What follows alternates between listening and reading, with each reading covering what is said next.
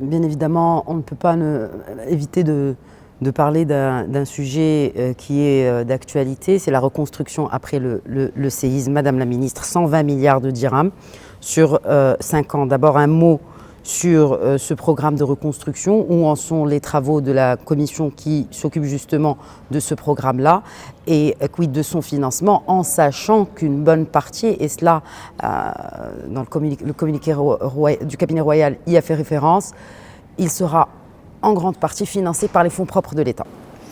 Bien. Alors d'abord, vous me donnez l'occasion de saluer, on va dire, la vision de Sa Majesté et le management exceptionnel de cette crise, où la priorité, c'était les mesures d'urgence.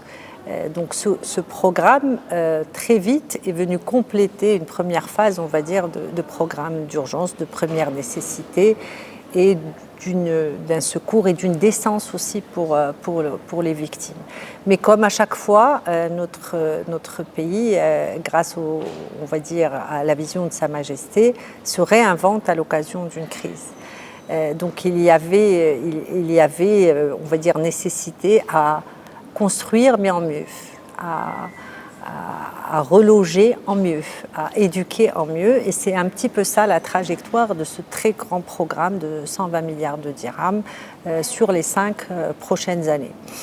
Donc sur le financement, c'est aussi l'occasion pour moi de remercier la solidarité exemplaire de tous les Marocains, de tout horizon, de tout âge.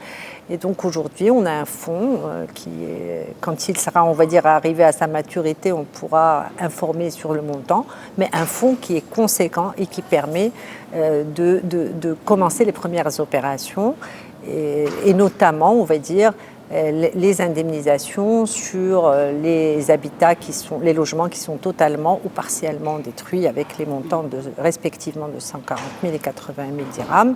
Et je voudrais aussi rappeler que le programme, on va dire, temporaire d'aide aux ménages de 30 000 dirhams par an, eh bien, les aides ont commencé à être effectivement, on va dire, distribuées à compter du 6 octobre aux premiers ménages qui ont été recensés.